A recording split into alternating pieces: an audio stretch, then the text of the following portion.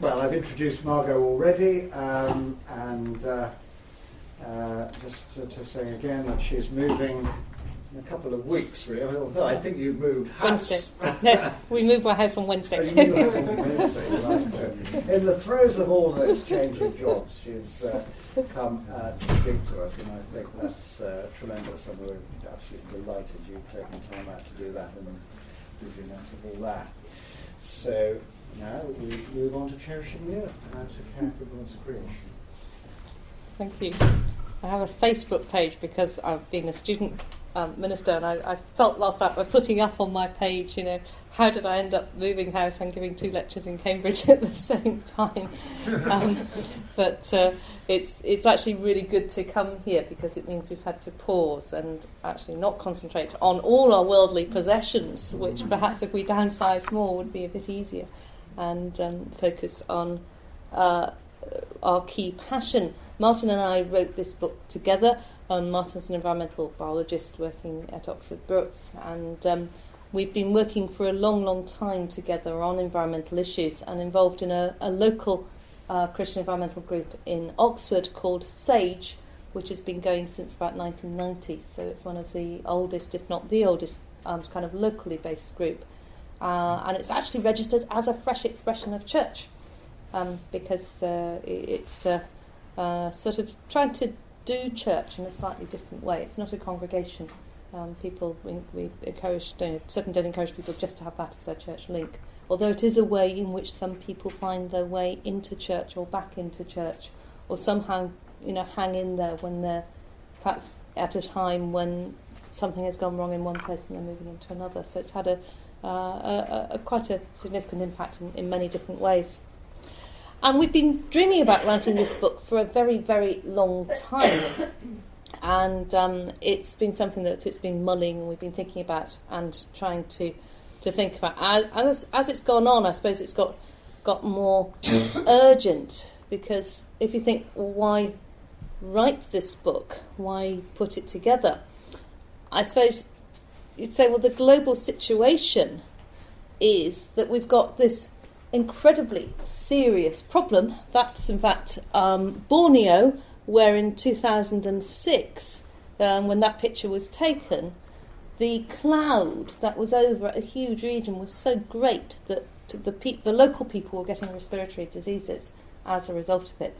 The forest was just being completely cleared off to use the forest for making plywood, some of the wood being used for quality woods for richer countries, and then it was going to be used as a palm plantation to make palm oil, and leaving the local people without anywhere to live, basically.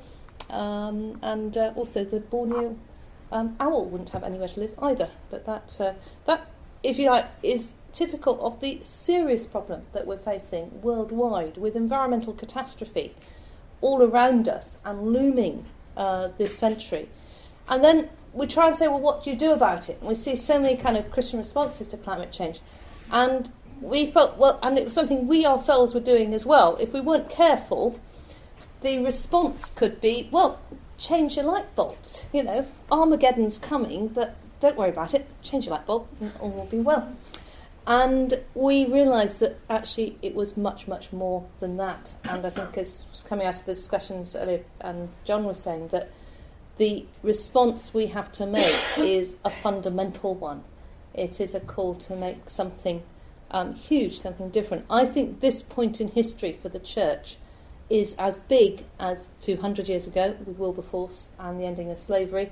I think it may also be as big as 400 years ago with the Reformation and the change in thinking that had to come then. We have an enormous change of thinking that we're going to need to do to meet the challenges of this century. But we have to think what Christians can offer, which might sound a bit kind of marketing. I suppose I've been working in quite a secular environment in sector ministry, and so sort of thinking very much working with secular colleagues. So you're thinking in that way, what can Christians offer? And we do have ethics and values, and as Hilary said, the environmental agency actually put it as number 2 for faith leaders to encourage their communities to be active. those values are actually valued in the wider community. And we have communities, we have this worldwide network. We do have something that is incredibly powerful. A couple of years ago we heard Lord May speak in my college, Jesus College, about the environmental problems, taking a very similar take to those 4 big problems that I gave. I think his resource depletion was water, which he felt was the 4th. And he came to the end of this doom and gloom talk and said, I think somebody asked him, was there any hope, what could happen? He said the only way we can change is if communities can actually change the way they live and humanity can cooperate to downsize this very overblown lifestyle that we have and to do something different. And he said, well, that won't happen because humans don't do that. They never cooperate with each other. Communities don't work. And there was this sense of actually that community response, the difficulty of getting it. And there's no doubt that it is very, very difficult. I think he's perhaps more realistic, perhaps I'm more optimistic. But I think as a church we have got those communities. If we can get them mobilised, we can do something that is incredibly powerful, not just in this world, but if you like, on a wider, on a very holistic mission context as well. But then we have spiritual resources of faith and hope. And I gave this talk in my college to secular colleagues, and that's something I think is very strong, that we have, again, something to offer in a century where we've got to turn away from kind of making our identities from our material possessions to making our identities more in terms of who we are and who we relate to. Those spiritual resources, I think, are something that are powerful in the secular world. And of course, as Christians, we believe that they are actually relating to God, actually seeing God's purposes worked out in this world, are a very, very powerful thing. But that's, I think, something that you could give to anybody in this country who's not a Christian, and you could say that's what Christians can offer. That's what we can offer in this current situation. And we wanted to bring a holistic approach because we felt that we wanted to bring together something of the science, the theology and biblical basis, the sort of social sciencey stuff, and also the practical response. And we wanted all those things to be brought together into a whole. So we didn't have a book that had emphasis in one direction and then try to do the other as well, but we'd actually bring it through to all of those. And then we wanted to inspire Christians so that they would see the environment as part of their faith commitment, in the same way as I think we have, we see care for humanity as part of our faith commitment, and that would come through. So that's what we were aiming for. I'm going to tell you a little bit about what's in the book, but I want to actually use that to hopefully show you how you might introduce this as a subject into a congregation or a home group or a group of Christians. So you can see how you can actually use this as a means of doing your ministry. And you don't necessarily need our book to do that. So there are a number of books on the bookstore. So this is not simply a promotion of this one book. So what's in the book? Well, we felt we needed to set the background first of all, but we wanted to set it in a positive way to start with, because if you start with a kind of doom and gloom, we thought, well, we'll turn people off on the very first page and that will be it. I think, I need something to cheer me up. So chapters 1 and 2 are looking at the physical and the biological environment, and these were a lot of this was written by Martin, just setting out some of the basics of environmental studies, environmental science, if you like, and in that I then put in some of the basics of the theology to bring that together. So we start by, if you like, setting those planks so people can see something positive of God's beautiful world that has been created. So, And then chapters 3 and 4, if you like, get into those kind of more disaster areas. That top picture is in fact Sudbury in Canada, which was a sulphur smelting area, and that is where that was the result of it, that level of pollution. It is actually now being restored, and it's one of Martin's pictures from when he was researching in Canada. And the chapter 3 is looking particularly at issues of pollution, of climate change, and those like big physical problems that we've been facing in our planet.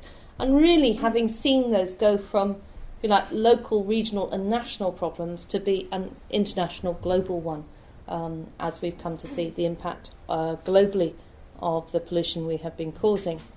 And then that second picture is from a friend of ours, Dr. Andy Gosler, who's in fact one of the trustees of Arusha, and he's in the zoology department in Oxford and is an avian ecologist, probably one of the country's leading avian ecologists.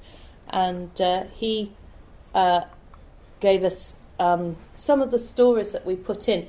We tried to, with the book, make it very conversational so that it was easy for people to read at a popular level. So we've got people's stories, and Andy wrote a couple of them from his research on birds. And chapter 4 looks mostly at looks at the mixture of biodiversity and also human population, and tries to tease out some of the difficulties of that, and try to put in some of the theology behind those issues.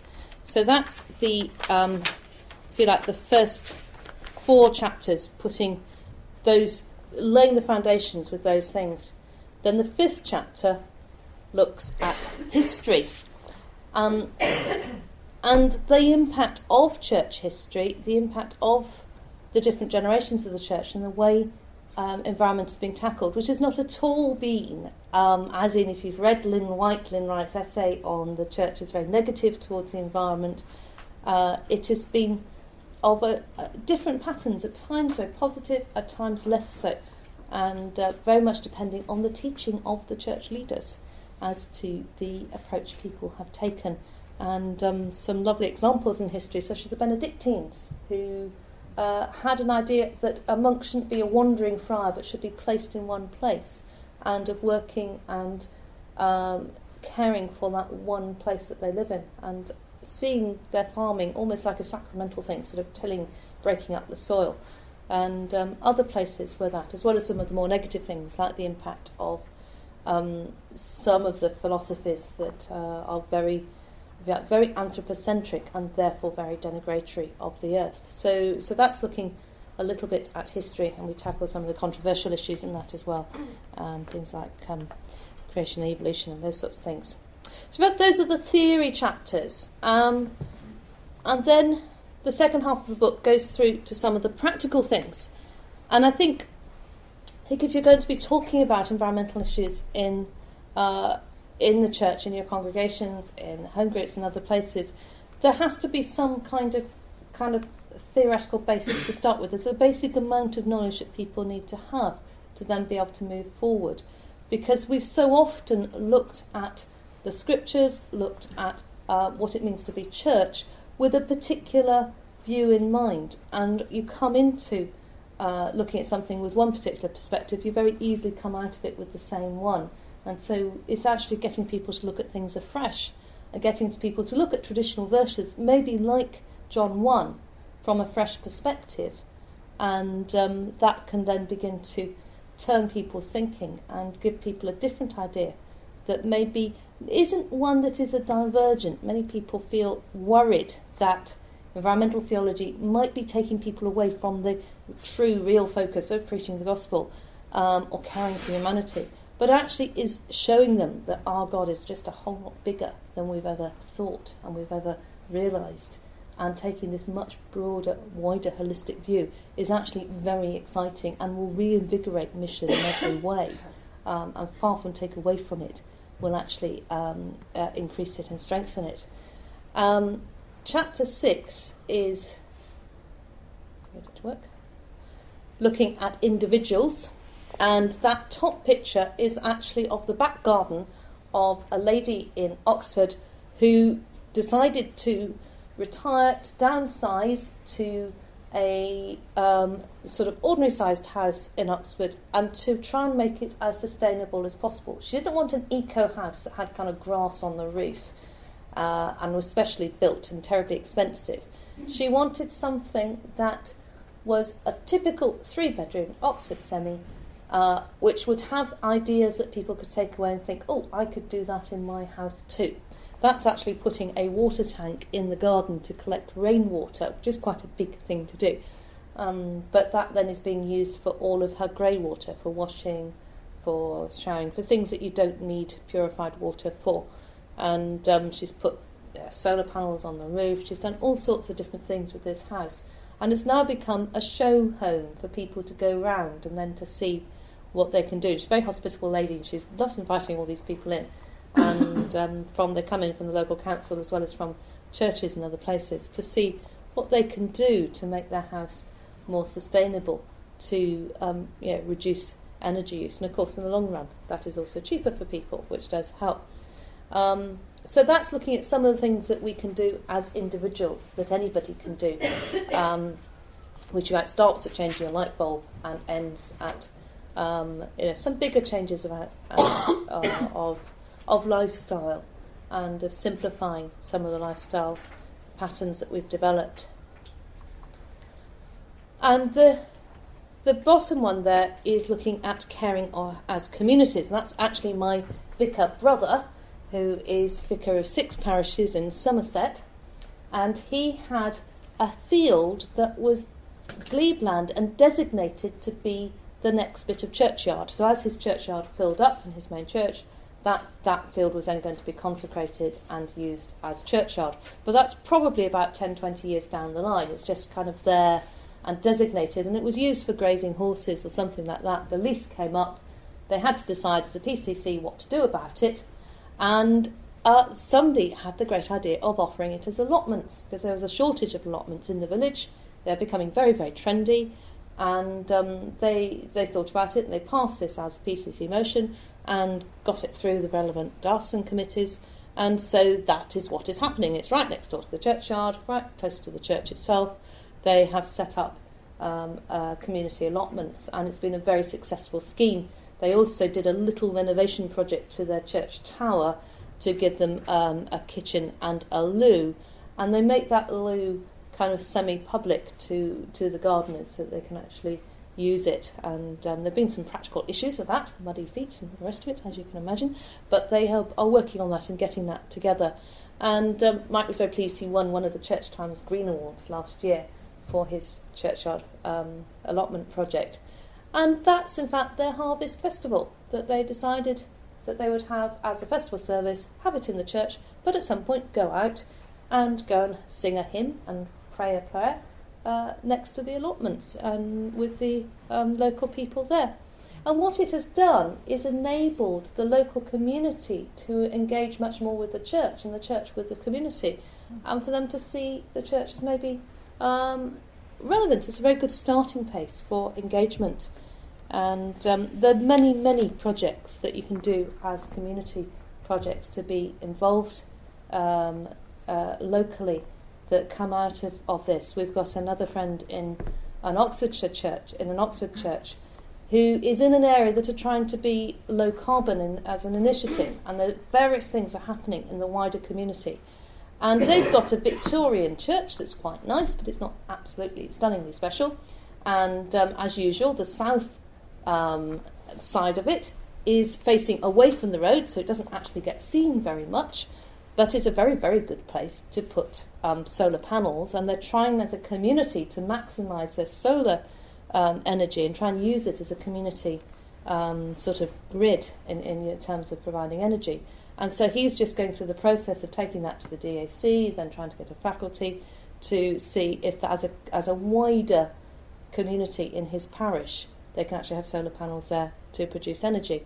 And again, lots and lots of issues, particularly with Grade 1 listed buildings, but that is another way in which it's coming, but not simply the church doing something to make its energy sorted, but as a wider community to make that happen. And it's very important that we see how these things can get us right involved in our local communities and in the practical things around us. Then, having gone, if you like, from individual to community, we then went to national, and looking at issues of national leadership. I believe very strongly that we need, as a nation, there needs to be a lead to take things forward, which we have seen that begin to come. In the climate change bill that's been going through Parliament is, I think, at the forefront worldwide of governments doing things. I was quite inspired to see that's come out of the House of Lords, where you've got the bishops, of course, have got a big influence, and a number of leading scientists, some of whom we've met through at Oxford, Lord May being one of them.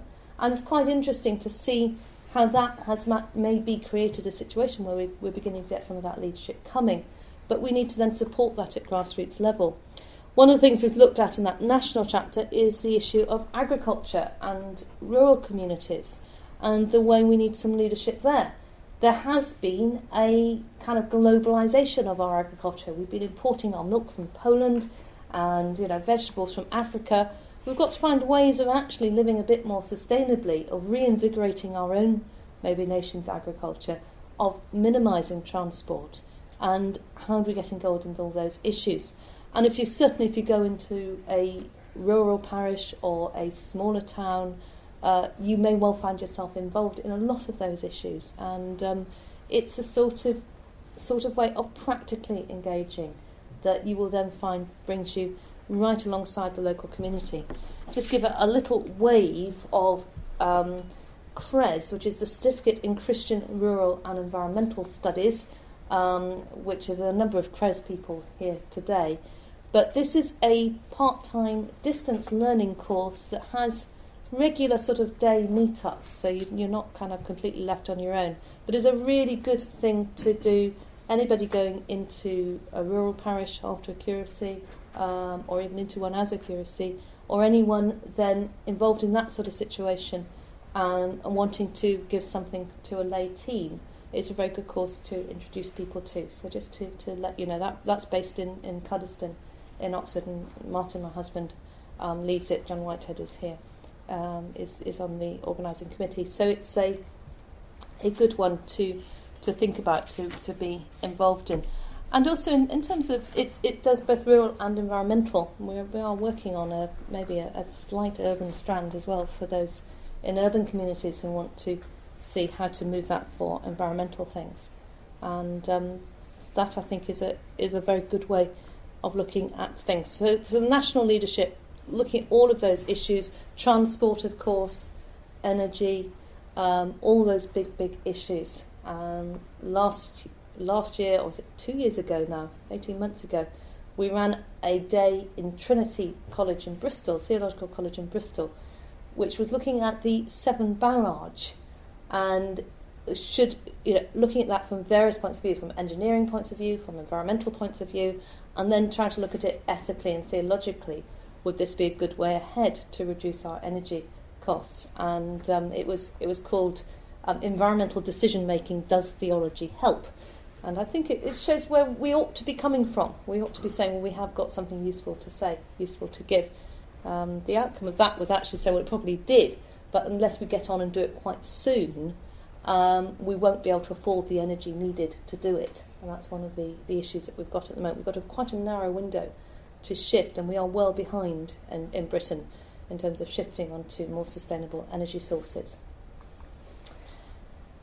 Then Chapter 9, looking at issues with the Global South and how we can be a world church together, and how we can actually grapple with some of the incredibly difficult issues of the huge disparity in lifestyles, in wealth and poverty, how we actually are church together.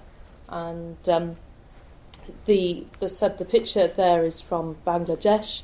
We're well in touch with a CMS mission partner who's been working in Bangladesh for some years now, and did a study leave with us to try and work out how you can bring together a kind of anthropocentric view that comes from a development agency that puts people first but doesn't look at the environment so much, together with an ecocentric view that might come from environmental agencies that looks at the whole environment, but maybe perhaps doesn't have a strong enough emphasis on people and poverty, and how you can actually now bring that whole thing together and have something that is a holistic view. And that's what he's been doing to try and help his work there. And again, it's an opportunity as Christians to support churches in other parts of the world, the mission agencies and development agencies working in other parts of the world, and how we can do that to get some of this information flow, and to see it as a partnership, and a partnership of equal peoples, even living in very different situations. One of the stories we have in our book is from Tanzania, and of a pastor there who was in my tutor group at All Nations, and we called them worship groups because we used to meet to worship together every morning, as well as we're having the same tutor. And he at that time, I think, was on the staff of the cathedral, and a really, really lovely person called Hilkiah Amindo Dega. And he went back to Africa and got made a bishop, and he's now Bishop of Mara, which is on the south of the shores of Lake Victoria. And he has been trying to work out what to do about the problem of deforestation in Tanzania. And there is a marked difference when you go over the border into Tanzania. You suddenly see massive deforestation, and it means it's a much drier climate. It's a lot of degradation in that country. And the women particularly, he felt, have been suffering because they have to walk further and further to get water and to get firewood. And he's been trying to find a way of dealing with that. And so his project is, he's been trying tree planting projects, but of course the trees don't get looked after and they tend to fail. And he finally worked out that you needed to give the trees to the women, is the way he felt. When he was at All Nations, I think it really strengthened his view of men and women working together in partnership. It's one of the things that we talked about a lot. And so he's put forward a project where trees would be planted around the homesteads, so the women would be able to look after them and nurture them, and hopefully make that little area a little bit greener and a little bit more humid, and gradually begin to have an impact on the environment. Now, how much climate change is also hitting in there, we don't know, but certainly there is, as I say, between the borders from two countries, a marked difference. Now, that diocese is twinned with the Diocese of Wakefield, and so Mara Tree Project is one of their projects, and you can actually offset your carbon by going into Wakefield Diocese. So it's something that's worth thinking about. It's a very good project. He was in Lambeth this year and was in they had these Indabas groups. That's right. I remember it because one of them said that it was in Dabar group, but anyway, Barber's group. And he was in one with the Bishop of Reading, Stephen Cottrell, who's an amazing character, and they got on incredibly well. And it was lovely to hear about him through Bishop Stephen. So that's something of how we can really continue to rediscover what it means to be church by understanding what it means to be global church. And I think we only really understand what it means to be church when we understand that global concept, because that takes us into a far bigger understanding than we get when we're going week by week, with our own congregations, with our own traditions, our own understandings. To actually grapple with that much wider meaning of what it means is a very, very powerful one. And that comes out of that part of the book. Then chapter 10 we call Dreams and Visions, because it's again looking at international level, but looking at some of the ways, in fact, the dreams that people have had in different ways. And we actually looked at GM in this chapter and how people saw that as maybe a means of solving so many of the global food issues, and some of the shortcomings of that and the difficulties of that have come out. And then others look at issues of organic and how that might have happened. So some of those issues we've looked at in that chapter. Also, we've looked at some of the ways the church has responded, and that top picture is actually of it's me at the end of us in Cruzinha, which is the original Arrocha base in Portugal. And just thought I'd wave in front of you this this leaflet which says Your Church and a Russia. It's hot off the press and something to give to church leaders. A Russia has been around now for 25 years and started in Portugal and had this vision of, if you like, doing mission via environmental or as environmental projects, and seeing that as mission itself. And so that is one of the dreams that has come to fruition as it's now working in many parts of the world and doing a lot of amazingly diverse things in terms of working environmentally. And then inevitably, the final chapter is looking at eschatology and looking at towards the end and maybe quite a little bit on Tom Wright and Richard Bowcombe. I'm really disappointed I'm moving house on Wednesday because I would have come back up to hear Richard. I haven't heard him lecture. I did spend a couple of days in the Bodleian Library with his books, grappling with his theology of resurrection and the implications in Revelation, and I'd certainly very grateful for him for that, and that was represented in that chapter. So you'll have it actually from the horse's mouth, if you like, on Wednesday, because he's been developing those ideas and what that means and how that works out. And again, it comes back again and again, this message of hope and the importance of that. And one of the stories I bring at the very end is one that those who know me have told it a number of times, but it was when we were with Sage, our environmental group, at the Green Fair, which is our one big outreach thing, if you like, of the year, when we go to the fair that's put on by the Green Party in Oxford just before Christmas. And we have a Christian stand. We sell fair trade things, so we have, if you like, a working active stall. And we're just there as a Christian presence. And one year, we've been there since, about 91, 92, something like that. At the beginning, they began to wonder why we're there and what we were there for. And they now really appreciate our presence and see the role that the churches can be playing, that Christians can play. But one year, we were next to a girl who had a stand that had kind of crystals, and she was doing palm reading or something like that. And she asked if I could look after her stand while she went to the stand. So I said I could look after it, but I couldn't promise to make any sales. But anyway, she went off, and when she came back, she had tears in her eyes. And I said to her, "You all right?" And she said, "Well, I'm all right. And I did what you're not supposed to do in pastoral ministry." I said, "No, you're not. What's wrong?" And she burst into tears, and she said, "Everything is dreadful." She said, "Everything is getting worse and worse. Everything is a disaster. There's no hope anymore." And so I said, "Well, you know we're a Christian stand." She said, "Yeah, and I've realised that." She said, "Well, we have hope." And just like the Ethiopian eunuch, from that point, I found myself able to give her a gospel message. It was a pretty green gospel, and it certainly had redemption for the whole cosmos in it. But it was a means of being able to say, look, this is the hope that God has made this universe. He cares about all of it because it's something he has created. And he is not going to let it slip out of his hand, and give the message of Jesus, why Jesus came for us, why he died, the impact of his resurrection. And to see how that, contextually was meeting her and meeting where she was at. And I think for me, as somebody with, if you like, a mission heart, that is where I'm at, to see how we can actually see this as mission and see ourselves moving forward in mission through an active involvement in environmental things. Not just so that we have those opportunities, if you like, it's a kind of magnificent foil for our evangelism, but as mission in its own right, because if God has created this world, given us responsibility in it, commanded us to till and to keep it, then actually doing that is part of the gospel, is part of being God's people in God's world.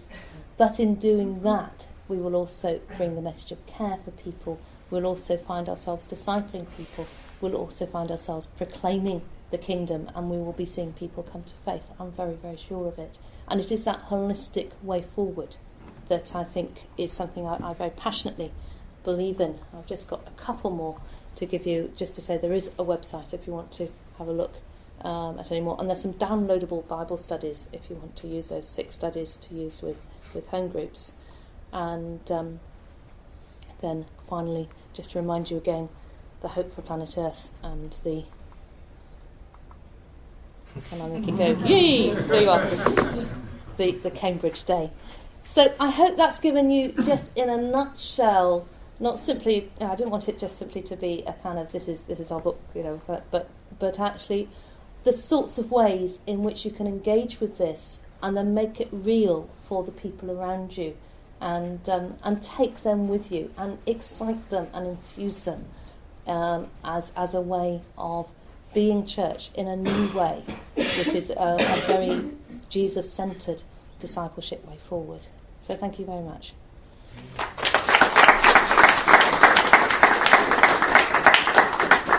Well, thank you again, Margot. Questions? Can I ask a question? Yeah.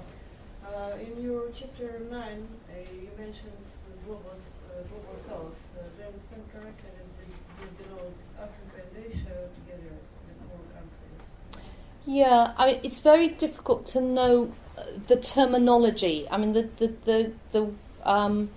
classic phrase was the third world, and I think that has become it's got too kind of denigratory and a concept attached to it. If you use underdeveloped or less developed, it gives this kind of everybody developing approach, which actually it means the developed countries have got to become less developed rather than we've got to kind of have this contraction and convergence. So there's problems with those titles.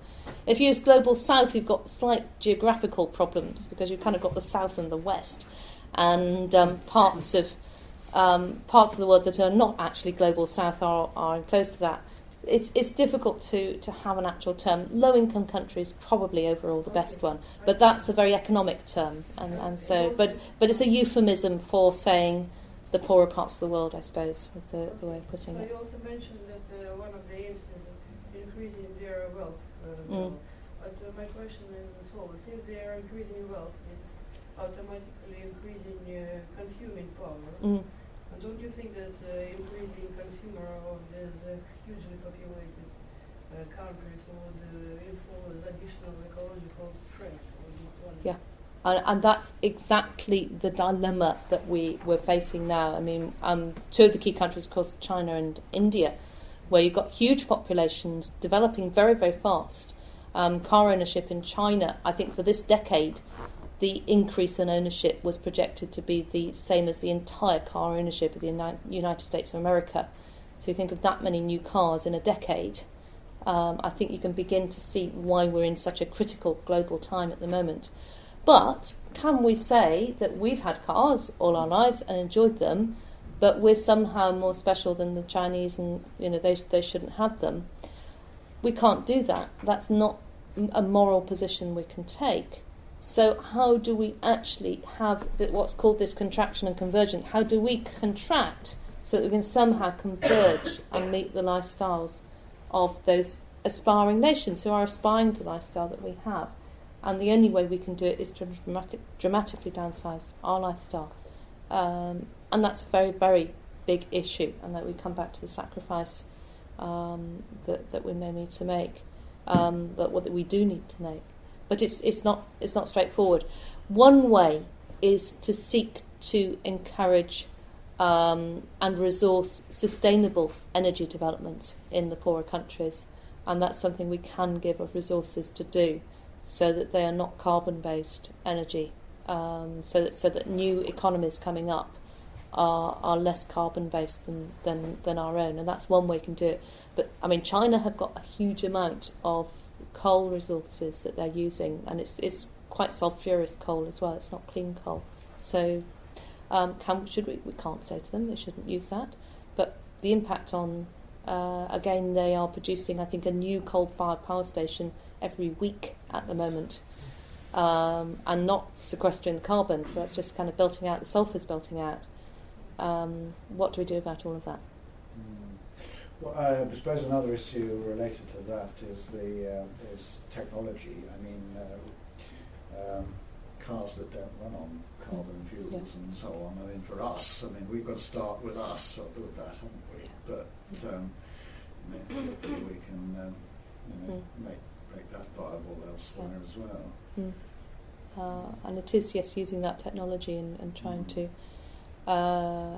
make it available, which you get into difficulties. I mean, solar panels depend on some rare elements that are becoming very rare, and so there are difficulties. But there must be ways forward. Yes, I mean, you also mentioned with that the lady in the house, which sounded wonderful. But then, I mean, for most people, solar panels are extraordinarily expensive, and in terms of, Bob was saying, we can save ourselves, and I think also by doing things that are good, but for solar panels, that will take decades for the payback, so to speak, if we're thinking purely economic terms, which we're not, but even so, the outlay is enormous for those sorts of things. Yeah, and that's... and then they're not that efficient either. No. I think for this country, solar isn't necessarily a good solution. It's one strand. Maybe in this country, biomass is another one that could be used for our own farms, and wind, of course, is something that we can use, tidal. And it's helping the development. I mean, solar is very effective in many of the lower latitude countries where obviously they get far more days of sunshine. So, but they're very big, complex decisions, and there aren't easy solutions at all. Looking at them, I think if anything to cut across from today is to realise that this isn't something that's been around for a long time. There have been problems around for a long time, but it has been the last 10, 20 years that the speed of change has made everything absolutely critical. And if you think of those population increases, doubling in my lifetime, that has begun to make things critical. And so we're not facing something that previous generations are facing. We're facing something new and different to previous generations. And that is something I think we need to kind of open our eyes to if we're going to move ahead.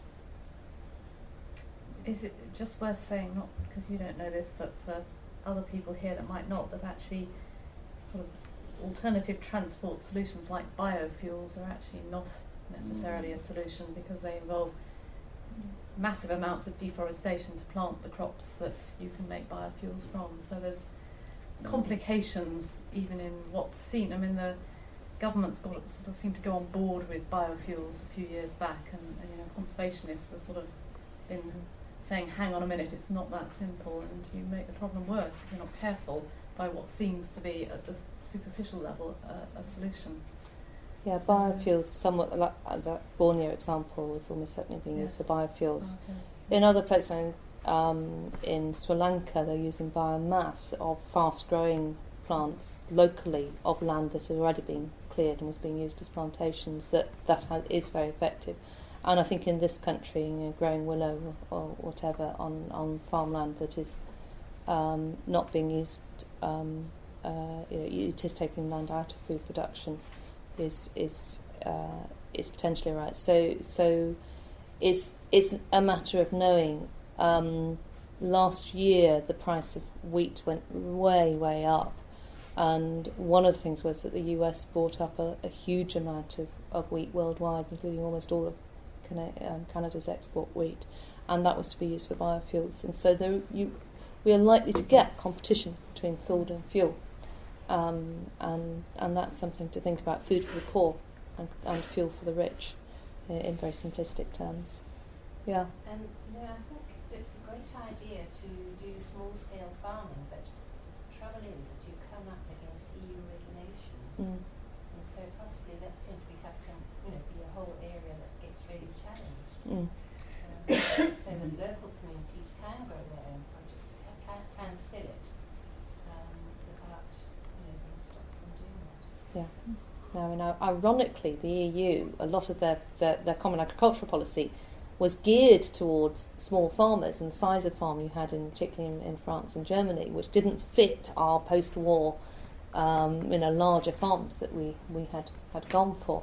But now there's a complexity of regulations that farmers have to wade their way through, and that's one of the issues that CRES deals with, and those here who'd know far more than me on that, and it's one of the ways that we're trying to help people to look at those rural and agricultural issues, and then see how we can work and be involved in them as Christians.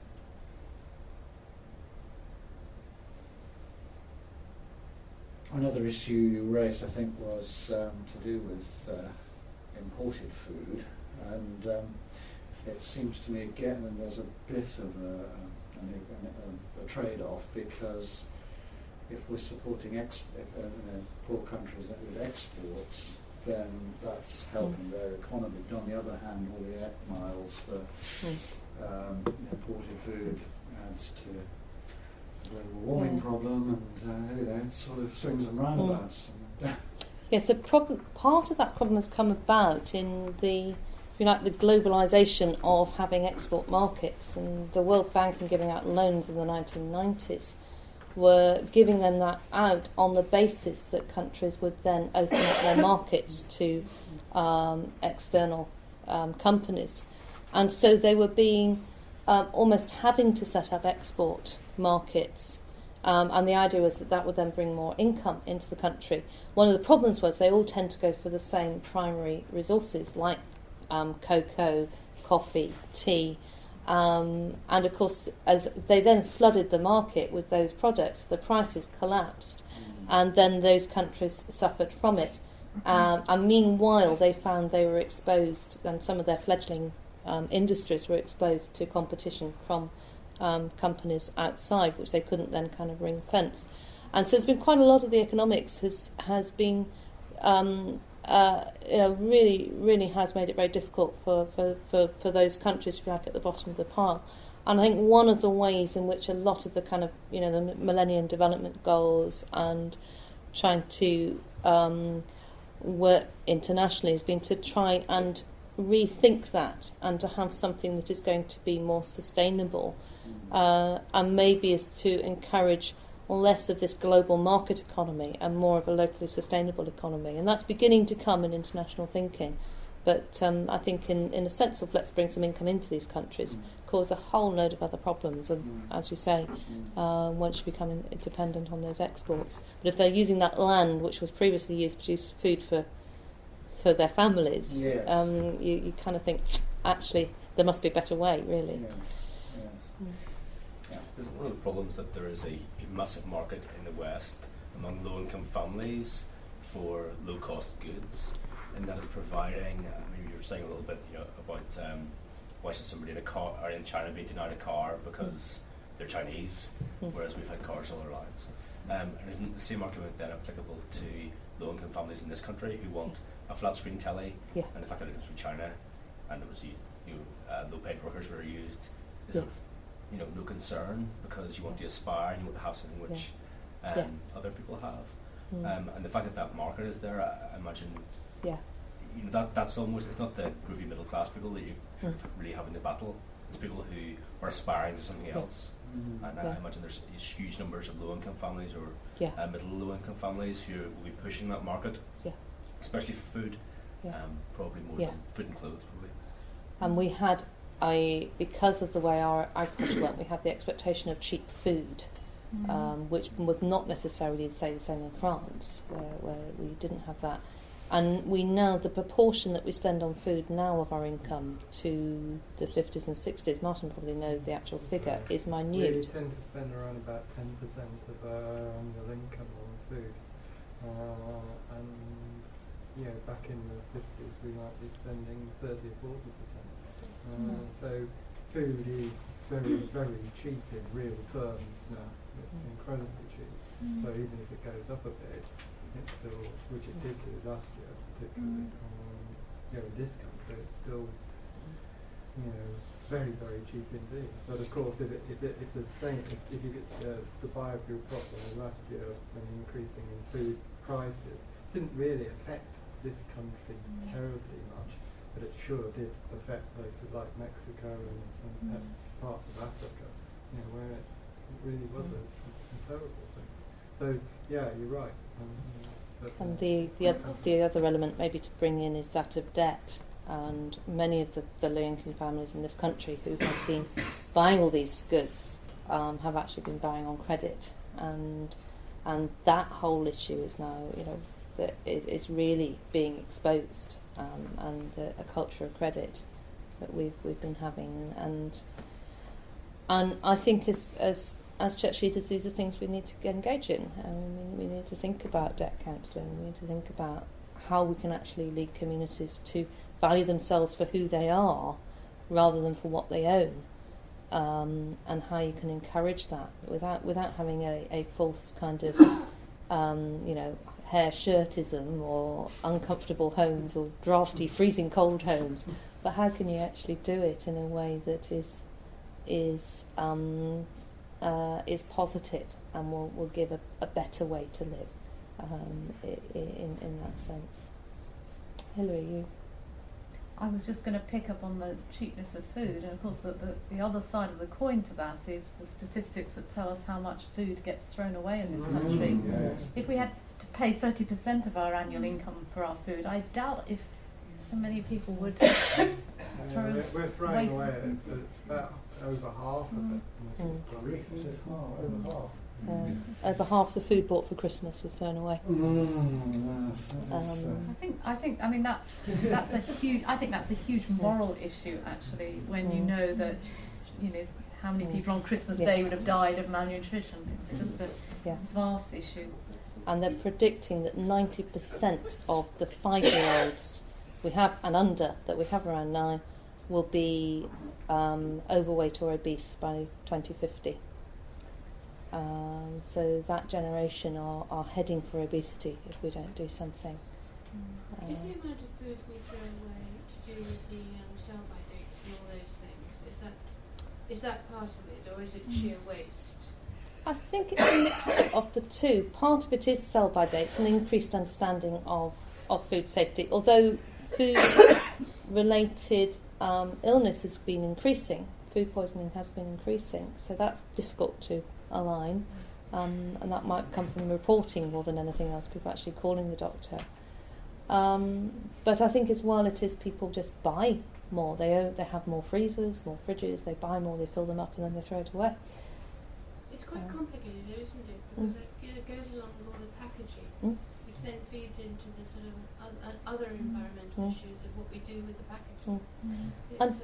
And also patterns of shopping. I can remember my mother having a delivery from the local shop once a week in the 60s, which you wouldn't even think of in that sense now. I mean, people do get deliveries from Tesco's and whatever, but you tend to go now to these big supermarkets and you buy more than you need. You have a huge trolley and you fill it up. Whereas that more regular buying, small amounts as you needed it has shifted on, which you might say was not actually very practical. What it did do was that you met the local shopkeeper and you create community, and so there's lots and lots of things all interacting really. I think half of it is that it's just not affecting people at the moment, and so people are quite short-sighted in terms of we've got the credit crunch, great buzzword, and people are seeing visual effects of kind of people losing their jobs and people are short of money, whereas the climate crunch hasn't got such a great buzzword, and kind of people aren't seeing the effects of it. So how can we actually shock people into seeing what's going on? I think didn't you, Martin, say somebody came up to you at the end of a talk and? Oh yeah. Well, on environmental ethics last year, I gave a lecture on climate change, probably a bit like Bob White's, and some of the students came up to me afterwards and said, "You didn't realise that it was so soon." And one of them had an 8-year-old kid, and said, "But this means that my kid is going to be in the middle of this." And I said, "Yeah, that's it. I thought it was hundreds of years away." And these were quite intelligent people. That there is this feeling out there in the general population that this okay, climate change is there, but it's a long way off. But it isn't a long way off. It's, 2050. So it really is a bit like Noah. I mean, it's on its way, but at the moment the sun is shining, the boat's out of the water. And it was very cold last week, so that means that global warming isn't happening. Yes, yes. Rob made that point. Sorry, there and then there. Yeah. I was just going to say that the point's been made earlier today that we can actually make a difference. I'm not quite convinced about that. Now, for instance, sprouts, they're not the most sexy of vegetables, but nevertheless they're not quite good for you. But as with many vegetables, once they're washed, their shelf life is considerably reduced. But there's no need for them to be washed. You can buy them unwashed. We've got sprouts sitting on our vegetable patch getting the frost and being looked after by Mother Nature, which you'll cut off a part of them and have them for the next few days. Now, that's how people used to live. There's no reason why they and other vegetables should be packaged the way they are. So this is a pressure which could be applied to the supermarkets quite effectively if enough people urge this, and then you wouldn't have to go to the shops so often, and all that you've said about sustainability applies. So there are very simple ways in which this can be worked through. Yeah, it is. Washed vegetables do go off much quicker, don't they, than unwashed. Yes. Have an allotment to save the planet. I like Hester Blumenthal's take on sell-by dates. He said, I've got a good sell-by date, it's called my nose. And I mean, he is making a good point. I mean, don't try this at home, because I don't know the consequences, but we tend to get paralysed by things which are artificially created to stop the supermarkets being sued for giving you stomachache or whatever. I mean, so you have to. Yes. I'm sure there's always a bit of leeway with these things. Yes. Just going back to Martin's point, I always used to tell my students that climate change be reality instead before they reach old age. And I think it's always a good point to tell people their grandchildren, going to experience this in full force. And if you work that out, yes, I mean, not always before the end of the century, their grandchildren's going to live to the end of the century. I mean, it's going to be reality. They're all very fond of their grandchildren, when it's something they can do for them. Right. Okay. Think the environment they're going to live in. Yes. Let's see another one at the back. It's very interesting when you look at climate change books, how many of them are dedicated to people's children and grandchildren. Yeah, right. And that was true with John Horton, I think. And I think that has been a driving force for many people, a personal one, but to realise this is something for future generations. When you think of slavery, it's easy to look back at people, Christians who supported the slave trade. It took hundreds of years until the forth changed mindset. But I guess our grandchildren look back at us and say, what do they think they're doing? Mucking around the environment, and look at the problems they landed us with. Did they not understand? Yes. I think we want to think of the church in 100 years' time, looking back through our generation, and looking back to things like Lambeth and saying, were they focused on the real issues as they're coping with whatever environmental catastrophe and huge rise of temperature, whatever. They'll be looking back to our generation and saying, well, what were they doing at the point that something could happen, that something they could do something about it. It's sobering to think about that, really. Well, the Baptist Union was apologising, to the slave trade. The fact they ought to do this a couple of years ago. I felt at the time, well, okay, it's a nice thing to do. What about the problems today? You're not thinking about those. Thank you. Can I say just a short comment? I'm thinking about the most pessimistic scenario for future, with gloom and doom and ecological collapse and the mass migration and clashes. What do you think will be the role of the church? Well, I hope. Chaos situation. I hope the role of the church will. Let's maybe just take the migration issue, because I think that's one I've been putting a lot of thought into. They're estimating something between 150 and 200 million environmental refugees by 2050. But that's not going to be incredibly obvious, because when is somebody an economic migrant and when are they an environmental refugee? It's a very difficult thing to call. You've got to think about somewhere like Bangladesh. I don't know if Bob used the sort of Bangladesh example, where you've got something like 10 million people below the 1 metre line or 1.5 metre line. You're going to have tens of millions of people on the move. Now, international law has it that if you become a refugee, you can find sanctuary in another country if it can be proved that you genuinely are a refugee. How do you actually prove someone is an environmental refugee? What do you do when you've got 150 million of them, and to take them into the countries that are okay is going to dramatically dent those countries in terms of economy, if not, collapse the lifestyles of the people living there. Will that happen? And if we just let it happen, what's going to be the result? If you plan ahead and you begin to get those agreements in place, which is what this migrant studies group is working on at Oxford, you could begin to get those transfers, those changes, and you can begin to see those changes. And I think as a church we should be involved in really working on that, and on trying to work with the secular government and other agencies to try and get some of those agreements in place so that we can shift populations as this planet changes its climate, so that we can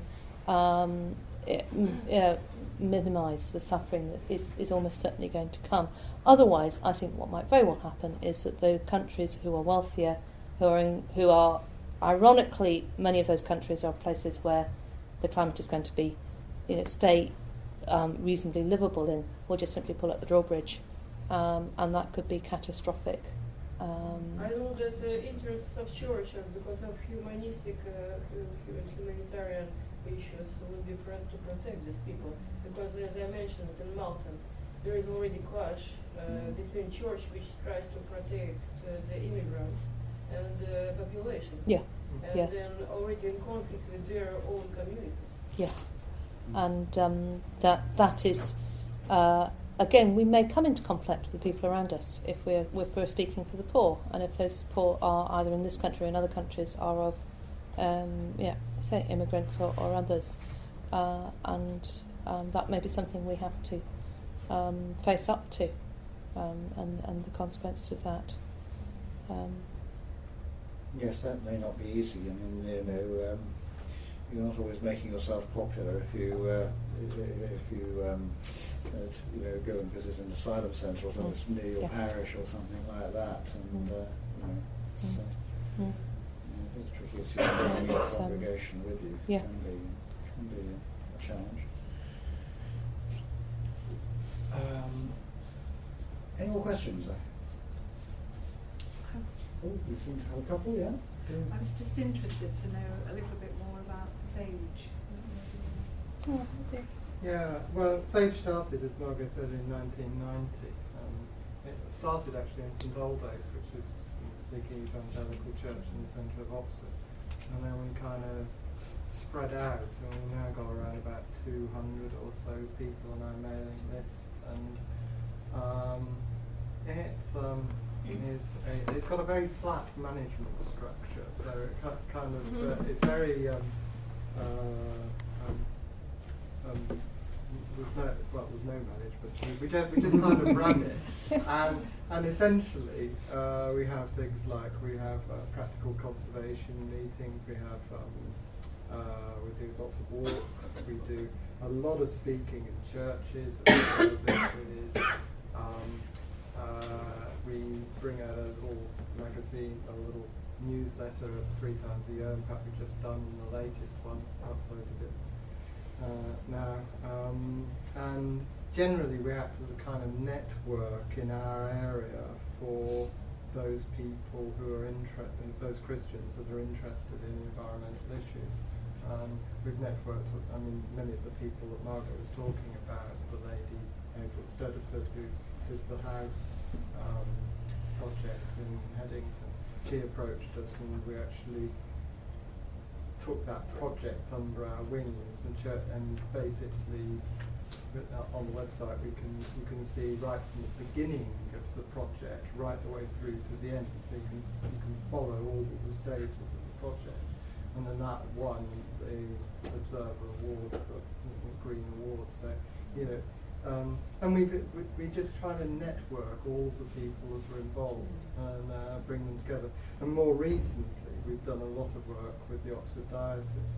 I think back in 1990, I don't think the diocese would mind me saying, but I don't think they were that interested in 1990, but they are now.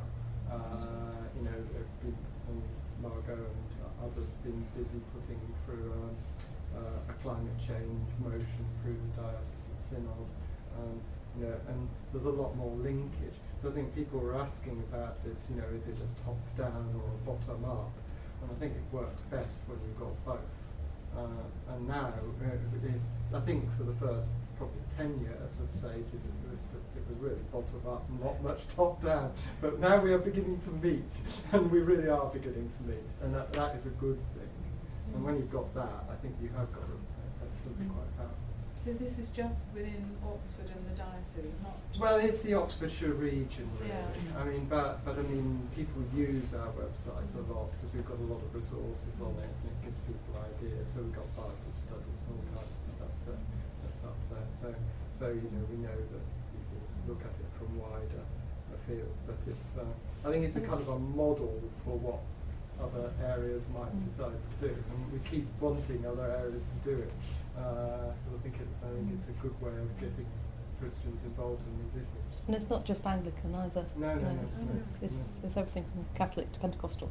Yeah. So In fact, the lady who did the house was URC. So, in fact, funnily enough, when we went for lunch today, the principal of I saw the principal of the college there, Susan Derber, and the last time I'd seen her, she was a minister in the URC in Oxford.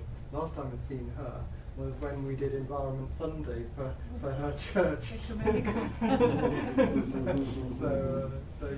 Yeah. Oh, nice. Yeah. It's also a very healing issue between very different types of Christian, and people who are very liberal and very evangelical will find they have a common ground. And people who are very, if you like, very high and very low will find they have a common ground. And that can be a very positive thing in terms of working with local churches, because there are issues that are completely the opposite and divide everyone. We all know which ones those are, but this is one actually where people can find some level of agreement, which is can be quite positive way of finding a way to work forward. Yeah, good point. Is there another question? No? I think we're beginning to, maybe we'll give it to Will, I don't know. But I mean, we had a tremendously good day, and I think I want to thank Margot very much indeed for coming and spending so much time with us. It's been a pleasure. In the midst of It's been a pleasure. Keeps us focused.